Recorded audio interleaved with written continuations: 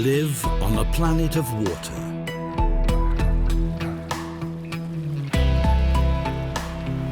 Water captivates our senses. Water is fun. No water, no life. There are regions in the world that show how we can respect and use water better in the future.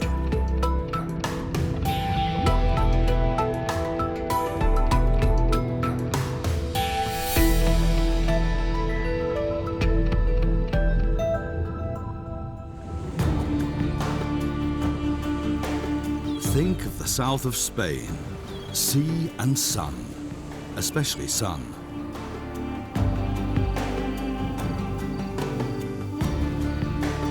But Andalusia has a lot more to offer.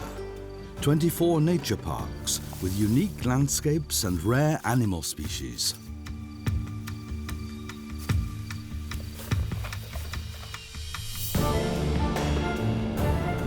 Less well known is that Europe's only desert is to be found here.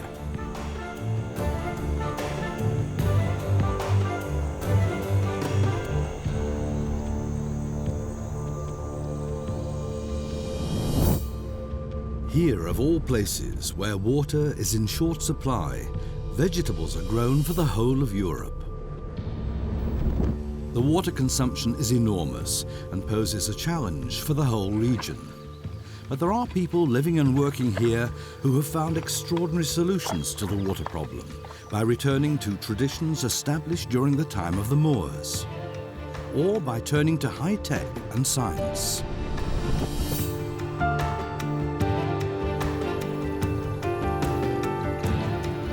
But will there be enough water for both agriculture and nature in Andalusia?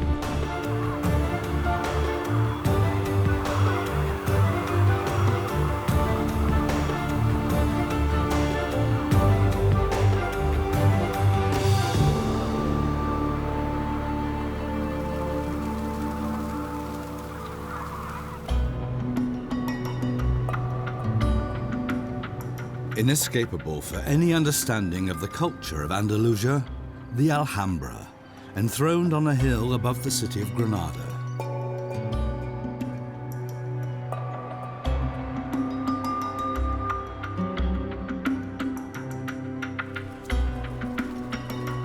Looking at this filigree architecture, it's hard to imagine that there was originally just a fortress here.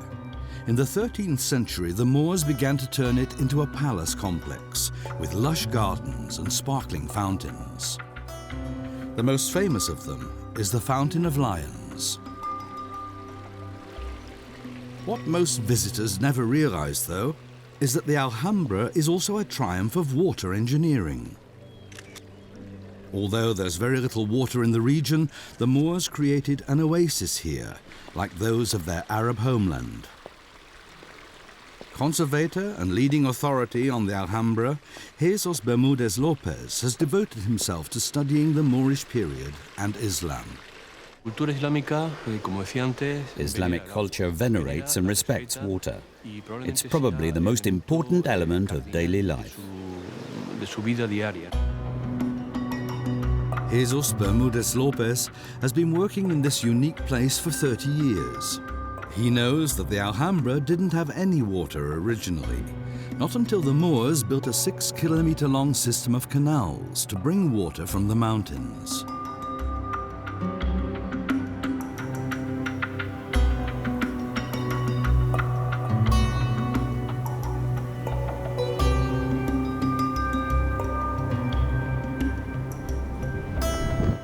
The canal system leads first to the Generalife, the summer palace of the sultans, which stands above the Alhambra.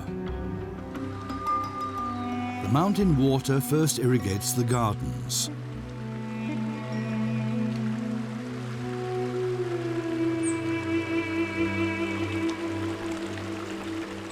Then the water flows through the Acequia Real, the royal canal,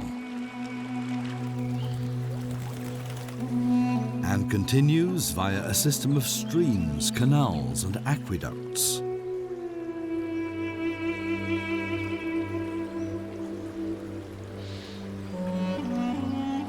and finally into the gardens of the Alhambra. In all this, the Moors were careful to waste as little water as possible. Because in the Islamic world, water is the meaning of life. Water is the origin of life, and it cleanses both the body and the soul. Even the holy text of Islam, the Quran, speaks of paradise as gardens in which water flows.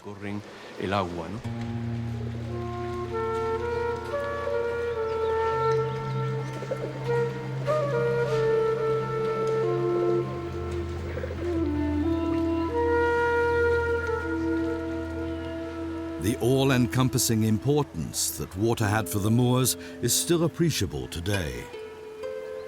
The irrigation of the gardens is highly sophisticated.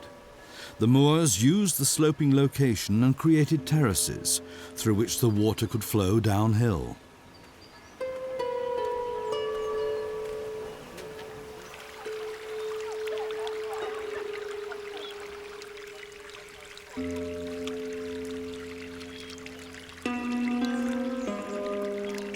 The individual pools are laid out so that dirt sinks to the bottom while the water flows on.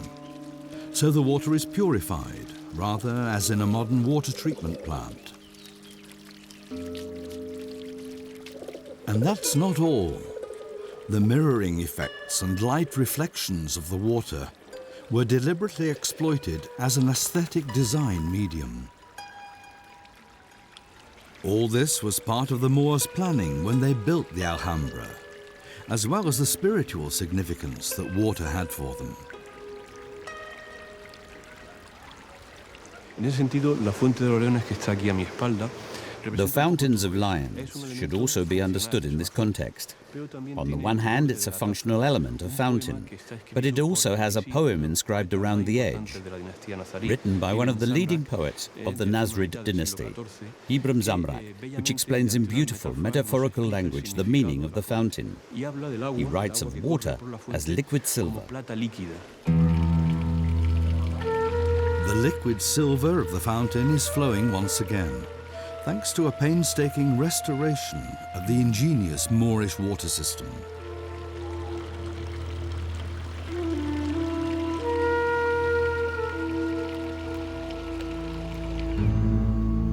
Just 100 kilometers away, the picture's very different. No oasis, just dusty dryness. But the Moors were here too.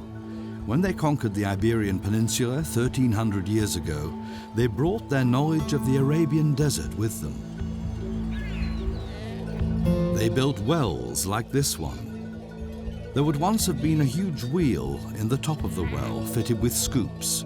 When you moved the wheel, the scoops brought water to the surface.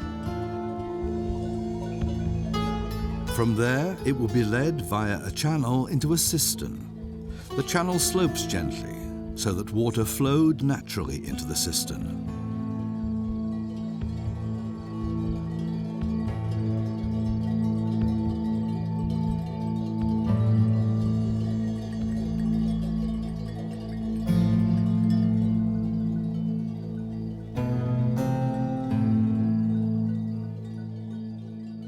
Inside, the water would be stored until needed. Despite the dryness, the Moors were able to conduct agriculture and animal husbandry on a large scale.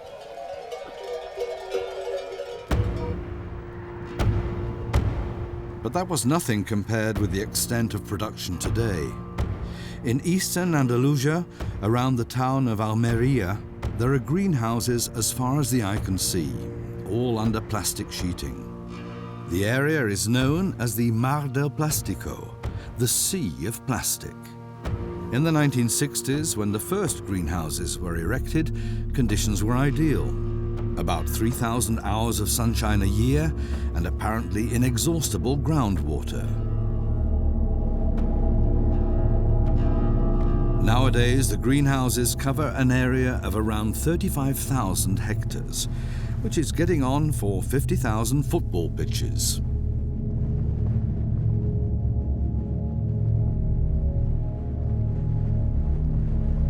Every year, the farmers produce literally tons of vegetables for the whole of Europe.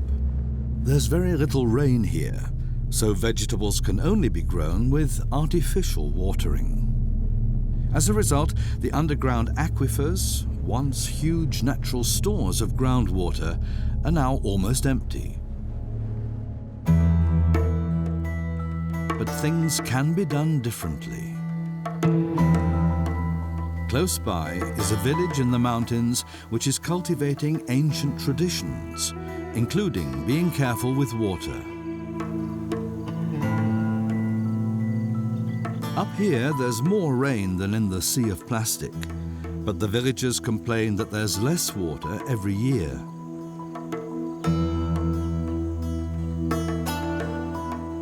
One farmer who's battling with the water shortage is Paco Mingoranci. He was born here and for a while ran a hamburger restaurant in the sea of plastic. When it went bust, he came back to his village, Messina Bombaron. The Spaniards were not the first people to discover the fertile land in the mountains, but the Moors before them. They started planting mulberry trees here in the 8th century and succeeded in producing silk.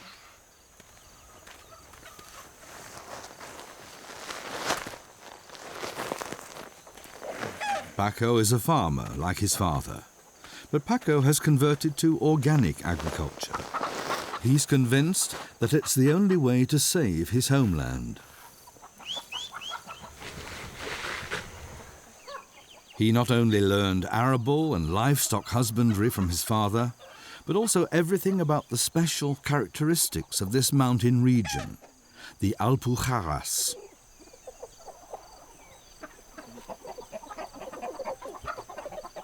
By 1492, the Catholic kings had reconquered the whole of Spain. It was in these mountains that the last of the Moors took refuge. They were very intelligent people who made optimum use of water. In the Alhambra, just like here. In order to store meltwater and rain, the Moors also constructed a system of canals here.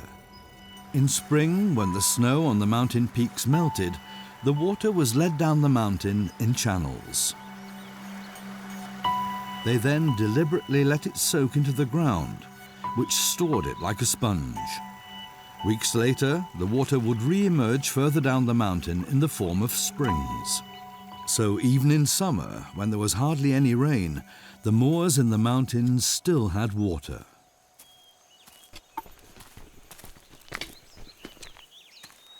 The further down the mountain the water ran, the more the canals branched out to water the terraces in the individual valleys.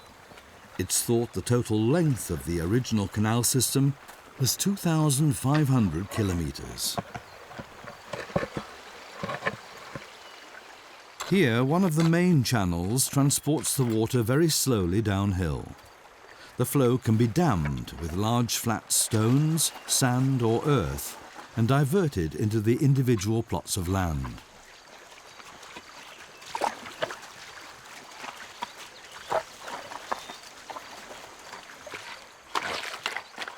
The local farmers are still using this system today.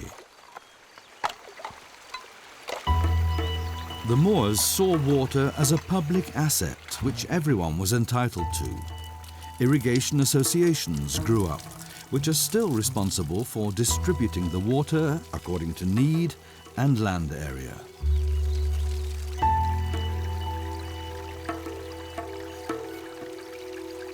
Paco captures the water in an embalser or reservoir, just like the Moors did before they were driven out of Andalusia altogether and had to leave the mountains. Spain was to be made Christian, so Christian settlers were brought to the Alpujarras. 80 to 85 families came from the lowlands to settle in the abandoned areas, but 3 Moorish families remained here in the village, on the express orders of the Catholic kings. Their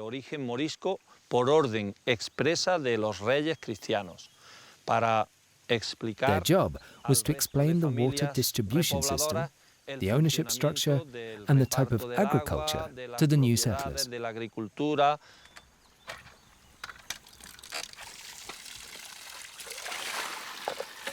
The Moorish irrigation system is still ensuring that all the farmers in the Alpujarras have water even when the thaw is over. In recent decades, though, there hasn't been as much snow in winter as there used to be. Temperatures have been rising. Climate change is affecting this region too, and water is getting short. To be as economical with it as possible, Paco uses a modern drip watering system for the last stretch on the way from the reservoir to his fields.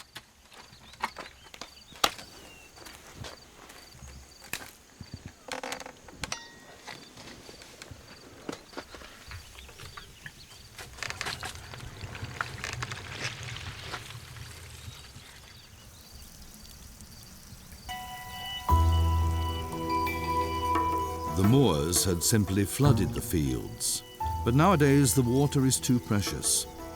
With the drip feed system, Paco can target the water precisely to his vegetables and save the rest.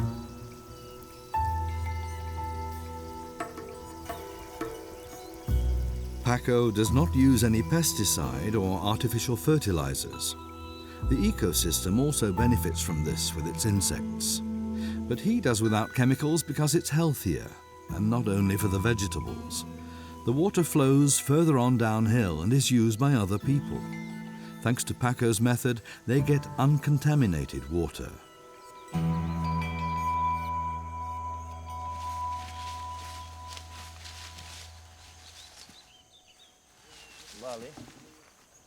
Paco's ecological cultivation also embodies the legacy of the Moors.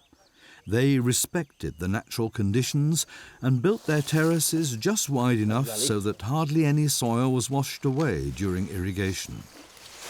Some farmers in Paco's village want to level the terraces so they can bring in machines. But Paco has opted for manual labor and only plants as much as the narrow terraces can hold. Thanks to irrigation, Paco achieves several harvests a year, and his organically grown vegetables fetch higher prices on the market. But the small area under cultivation is not enough to live off, so he works half-time at the town hall. Nevertheless, Paco staunchly believes in the agriculture of the Alpujarras and in Moorish irrigation. We're still using their system. If we didn't retain it, the Alpujarras would not be green today, but arid.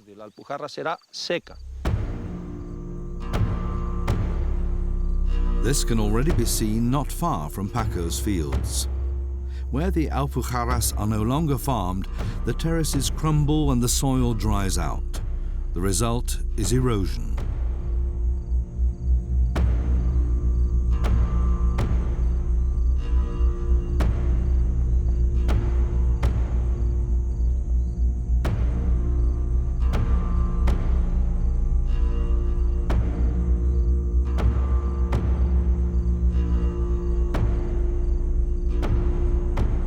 About 100 kilometers to the east, the ground is in even worse condition. This is the Tabernas Desert, not a semi-desert, but the only full-blown desert in Europe. Millions of years ago, this was the seabed. As the sea withdrew, the sun, rain, and wind carved out these canyons and hills. It's Europe's driest region.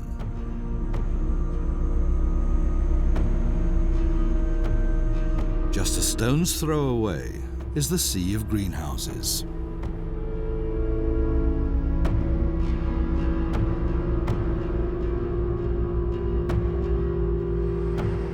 Back in the 1960s, this was still a poor region. Nowadays, it's one of the most prosperous in Spain, all thanks to irrigation.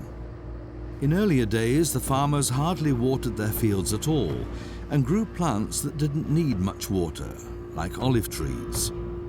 Today, the vegetables grown here for the European market need a lot of water, like tomatoes and courgettes. Manuel Garcia Queiro and his brother farm around 8 hectares in the Sea of Plastic. At first sight, there don't seem to be any water problems here. But Manuel constantly has to test how dry the soil is to decide whether and how much to water.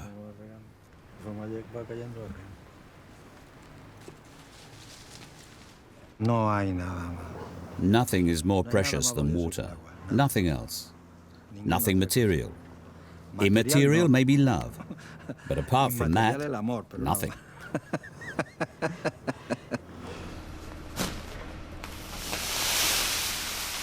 Manuel's fellow workers enrich the water with nutrients, so it also fertilizes the plants. After so many years of cultivation, the soil is exhausted.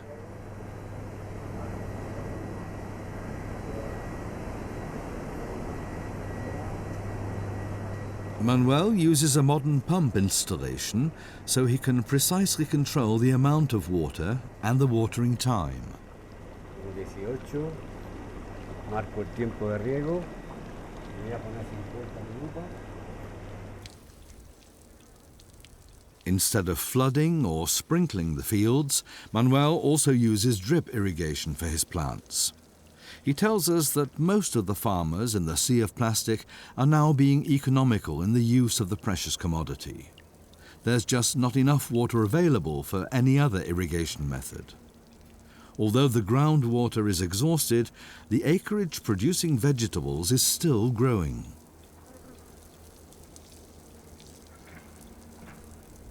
For ages, vegetables were grown conventionally here. Chemical fertilizers for the plants and insecticides against pests. Then, some years ago, there was a scandal. Dangerous levels of pesticides were found on Spanish sweet peppers. Sales collapsed. Since then, many farmers have gone over to biological pest control. Natural predators are being introduced.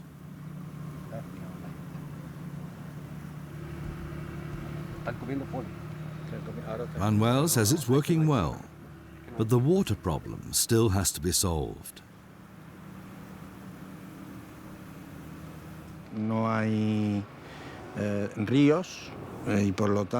There aren't any rivers here, so when it doesn't rain, the soil and the groundwater level don't recover. We live in a desert-like zone, so there are long periods of drought. At some point, the aquifer becomes overused. To conserve the groundwater, we started using desalination.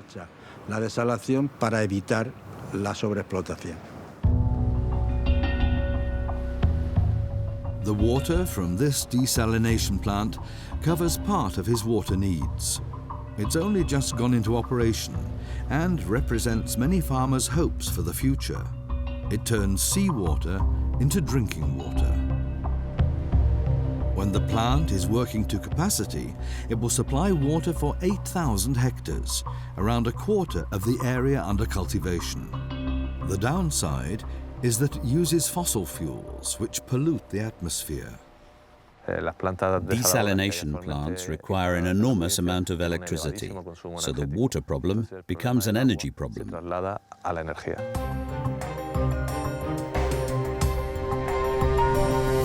But solar energy can also produce electricity instead of the present polluting coal and oil. In the Solar Research Center near Almeria, Guillermo Zaragoza is looking for new ways to provide the farmers with water. He's using sea salt and water to produce artificial seawater. He's researching a method of desalinating seawater while protecting the climate. He heats the artificial seawater with solar energy until it evaporates. The unit has a membrane which allows only pure steam to pass through. The salt and harmful trace elements are left behind. The result is distilled water, to which he adds minerals again before it's used.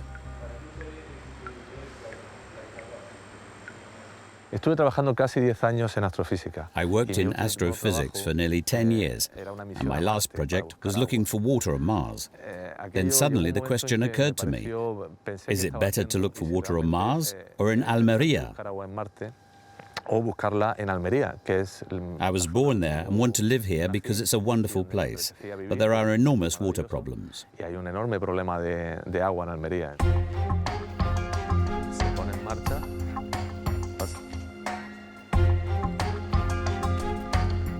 In the meantime, some prototypes using solar collectors have been developed for climate-friendly desalination. Guillermo believes tests can soon start in the sea of plastic. The initial talks with the farmers' associations have gone well.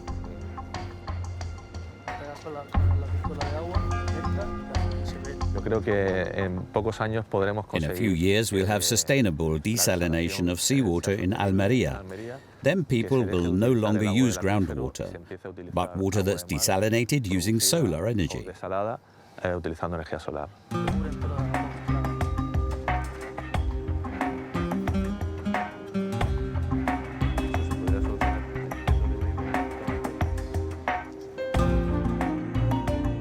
If Guillermo's plans work out, it could change the whole of vegetable cultivation in Almeria. But can this happen fast enough to quench the enormous thirst of the sea of plastic? The cultivated area continues to grow. Andalusia needs other solutions to the water problem. For some time, researchers have been talking about wastewater from the towns. A lot of wastewater is produced by cities like Almeria, which could be used to irrigate farmland. The problem with agriculture is the enormous amount of water that would need to be disinfected. The problem is the amount. If we were going to use water from a treatment plant, that still contains pathogen residues. You just can't chlorinate such vast volumes of water or sterilize them with radiation. It's very complicated to disinfect so much water.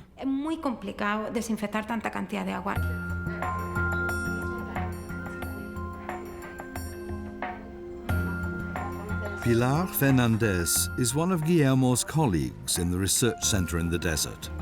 She and her team are investigating how large amounts of water can be freed from germs efficiently and cost-effectively. Pilar, too, is trying to solve the farmers' water problem with the help of the sun.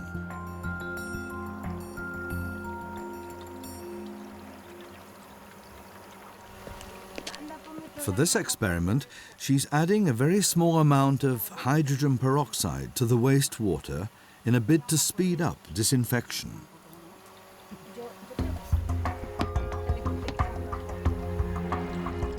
Now the researchers can only wait. The sun takes over from here.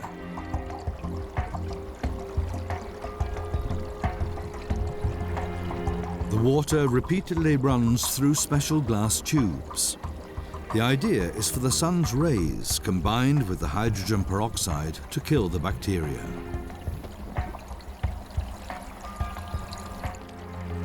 After 3 or 4 hours, the water is ready. Pilar says that this method is healthier than using chlorine, which can produce harmful byproducts. But is this water now really pure enough to be used in agriculture? Pilar and her team are trying to find out in the test greenhouse.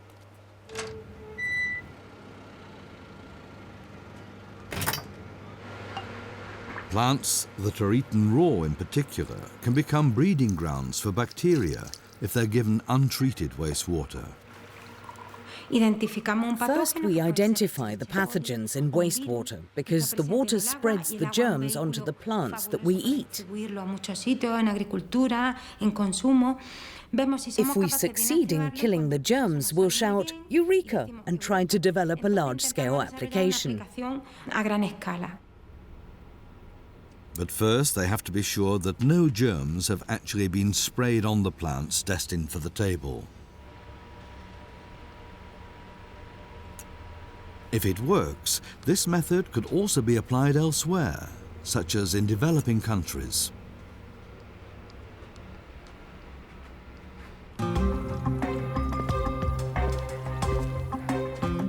for the moment, they're concentrating on the water problem in Andalusia. Ecologically treated wastewater and desalinated seawater could provide solutions for the sea of plastic and conserve groundwater at the same time. But this can only happen if everyone sticks to the rules. That's not the case in western Andalusia, on the border to Portugal. Here too there's farming on the grand scale, but a lot of farmers take water illegally. Felipe Fuentesas from the WWF environmental organization has been combating water theft for years. Over there, they're growing strawberries.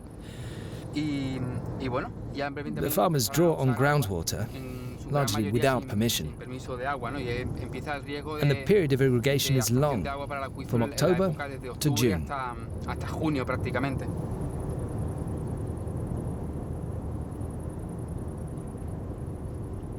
9 months of irrigation, with the only break in summer when it's too hot for the plants in Andalusia.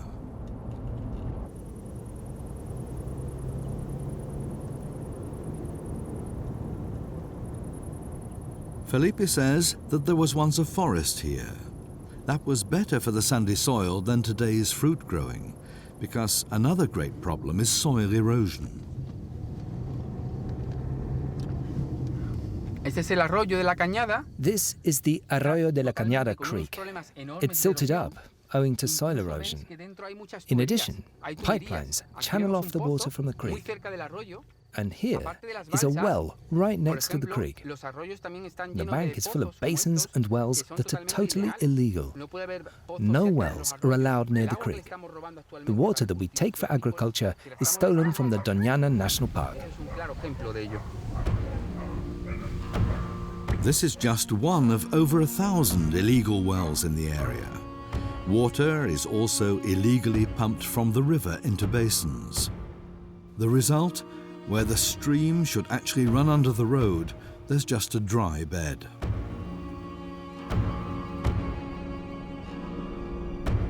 The groundwater level is also sinking, and that's threatening a neighboring area, the Doñana National Park. It's a UNESCO World Heritage Site.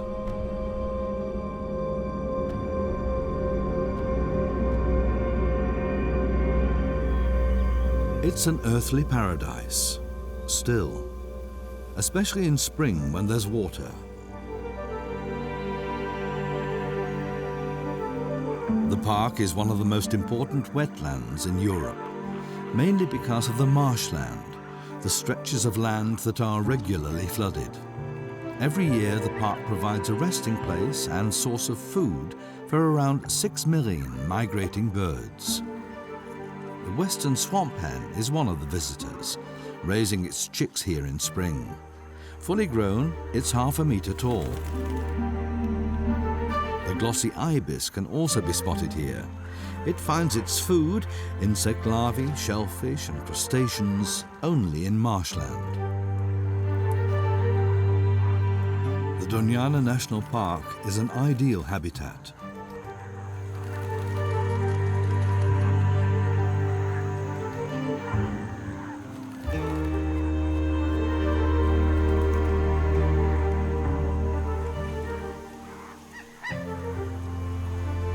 The park is also home to endangered species like the Spanish imperial eagle.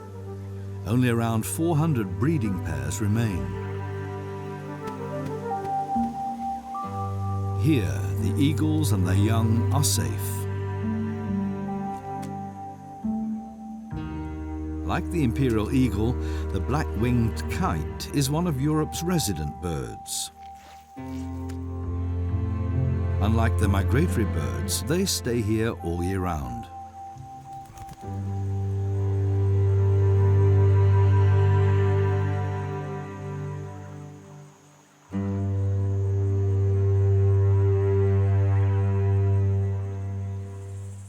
The shrubland in the Doñana Park houses an absolute rarity, the rarest species of cat in Europe, the Iberian lynx.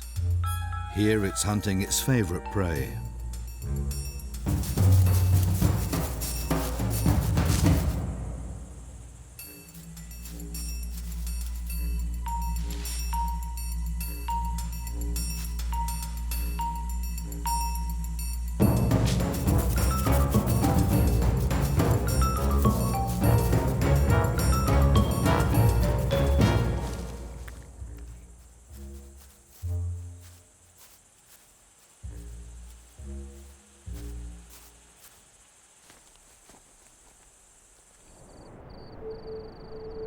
The park is also subjected to the hot summers of Andalusia. The whole landscape suffers from drought.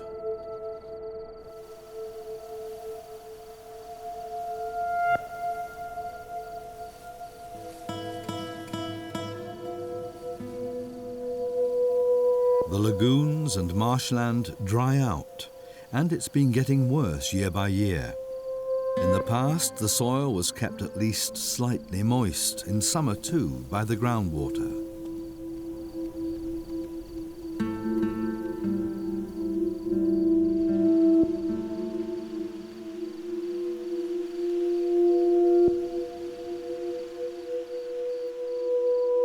Now, agriculture bordering the park is literally cutting off its water.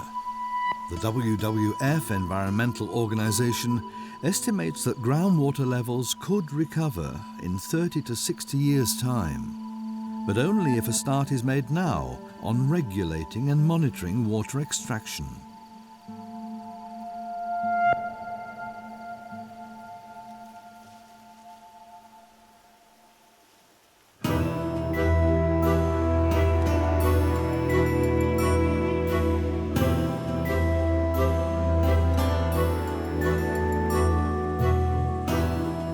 But there are other ways to preserve this paradise.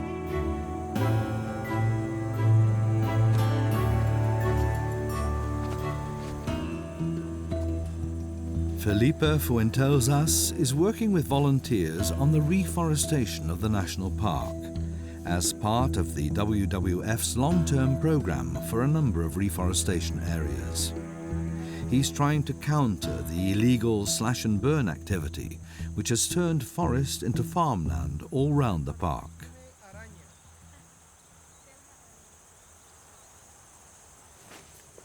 Today, the volunteers are working in a reforestation area where they planted new trees the previous year. But not all of them have survived the heat and dryness of their first year. The withered ones are being replaced.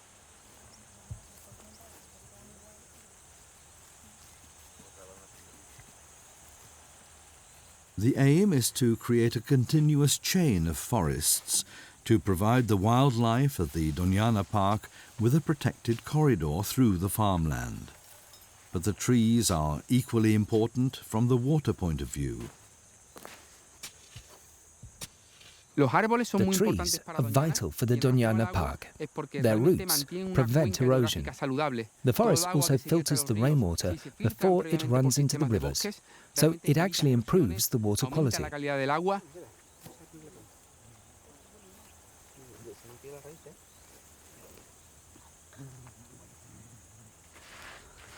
To avoid the trees also taking water from the national park, indigenous species are planted, like the wild olive, home oak and cork oak. They're well adapted to extreme temperatures and don't need much water.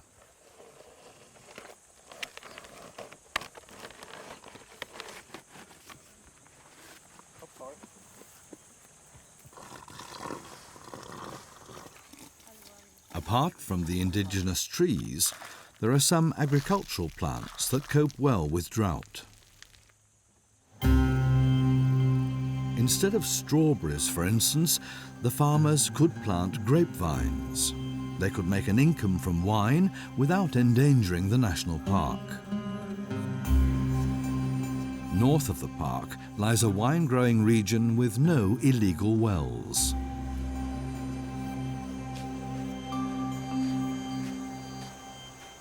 Winemaker Antonio Rodriguez Endrina grows vines as his forebears have for generations. He knows that his plants are good for the arid soil, and that helps the park. I'm no engineer. I can only pass on what our elders always told us. We have to try and hold our sandy soil together as much as possible. How did they do that in the past? With a net-like mass of roots in the soil.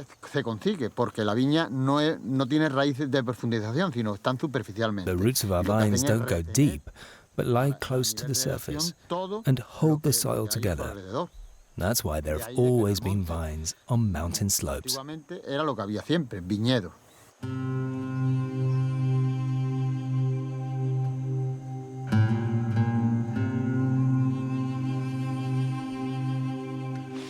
Antonio belongs to a cooperative which has just gone over to organic wine growing.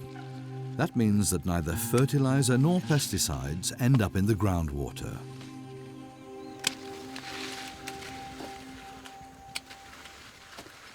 But how do they water their plants here?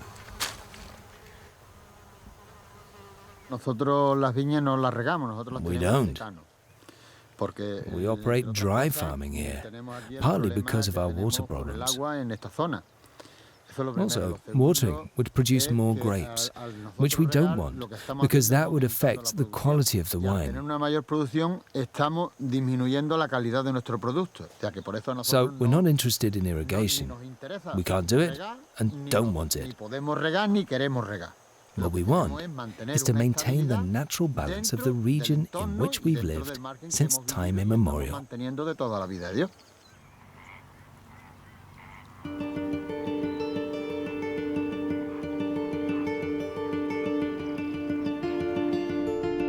About an hour's drive away, on the other side of the national park, is where ecologist Miguel Medialdea works.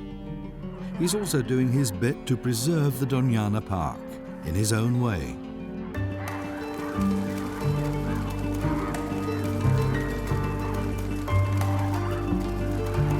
Where he works, surprisingly, there's water in abundance, even in summer, when many other regions of Andalusia are parched.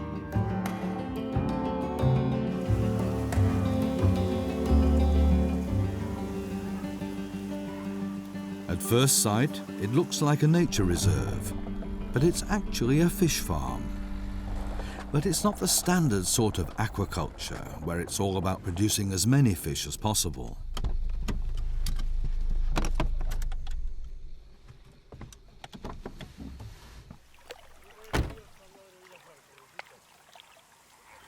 Conventional fish farms keep the fish crowded together in a tight space. The large amount of animal excrement pollutes the water enormously, and that then flows back into the sea or the river where the water came from. Here it's different. Miguel makes sure the fish live in low concentration, better for the fish and the environment.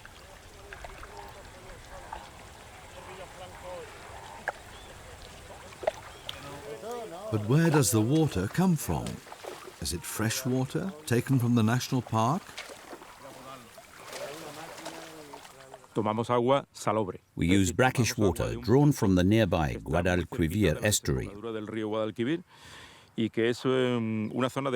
That means there's no quarrel with the local community about drinking water.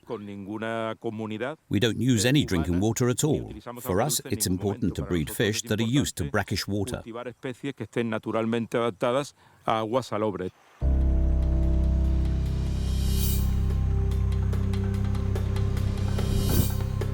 The estuary of the river Guadalquivir borders directly on the fish farm.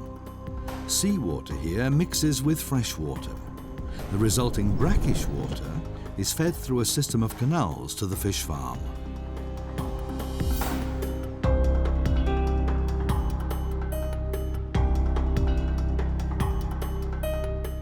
A total of 3,200 hectares is underwater, nearly the area of 4,500 football pitches.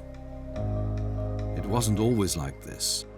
Up into the 1980s, the wetland was deliberately drained to create farmland. The wetland was lost to wildlife. It took the vast fish farm to reverse that. The heart of the farm is the pump and its sluices. It pumps the water completely automatically into the 300-kilometre canal network and floods the ponds. It controls how much water is taken from the estuary. When it rains, for example, the sluices close automatically, not just because of the amount of water, but also the salt content. For the various fish species, the water mustn't be too salty, nor have too little salt. That's why Miguel's colleague, Manolo, regularly checks the salinity. 11.8 grams of salt. That's within the optimum salinity range. Seawater contains nearly 3 times as much salt. The incredible volume of 1 million cubic meters of water is drawn from the estuary every day and pumped through the fish farm's canals. This is how Miguel and his colleagues ensure there's enough oxygen in the ponds. The fish farm is just as attractive for migratory birds as a natural wetland. The major difference is that the fish farm has water in summer as well, when the neighbouring Doñana Park has dried out. That's when flamingos find food, such as algae and small crustaceans here. Other bird species also eat the fish from the farm. This is accepted as part of the natural order.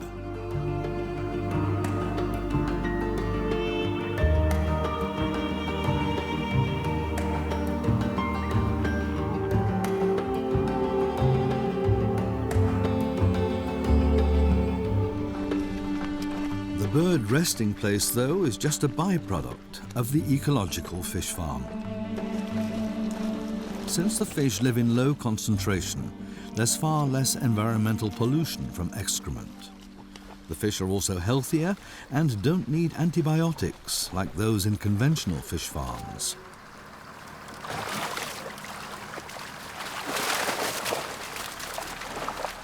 It's principally sea bass that live here. But today there's an order for mullet, another species that's bred here. Fishing only takes place when there are orders. It's carried out by local fishermen who have found work here, in a region where unemployment is around 30% of the workforce.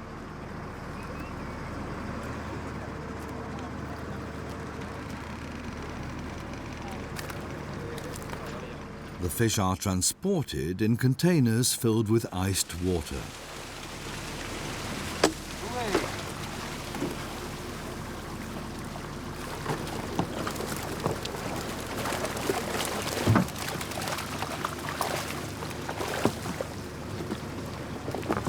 Aquí, sin embargo, we are restoring what's been lost, a plant world and an environment as they originally were, similar to those in the Doñana National Park.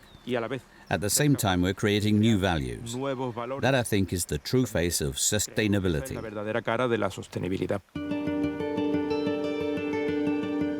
Sustainability includes plants on the banks filtering the water as it's fed back to the river by canal.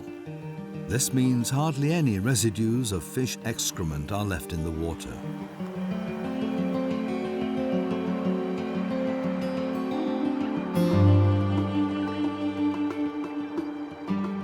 Miguel says the water quality is regularly checked by independent testers.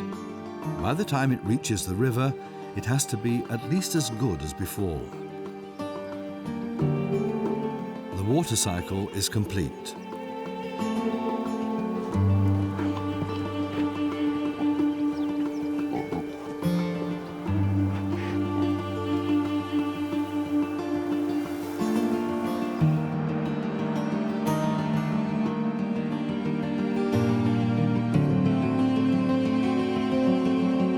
This is a place of work that's good for humans and for the environment. Miguel also sees a further dimension. Personalmente, For me personally, it's important to work here because I believe it inspires other people. Sometimes the daily routine makes you forget where you're at.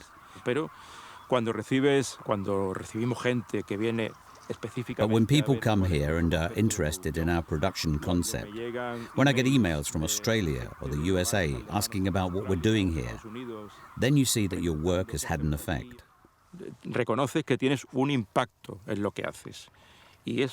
that feels good.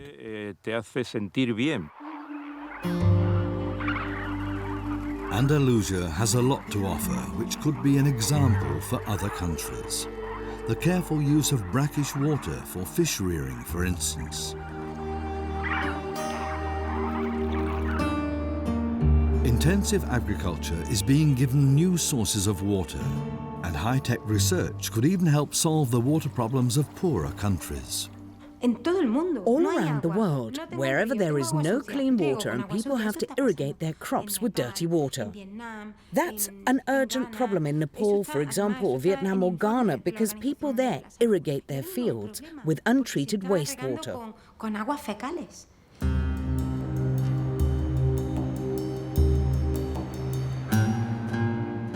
The history of Andalusia also points the way towards responsible water management. The special relationship of the Moors to water stands as exemplary.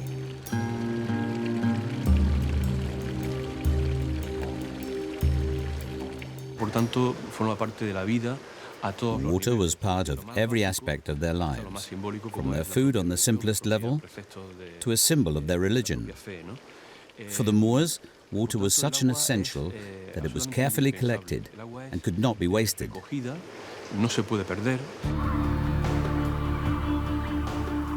This could all help feed the world's ever-expanding population without bleeding nature dry.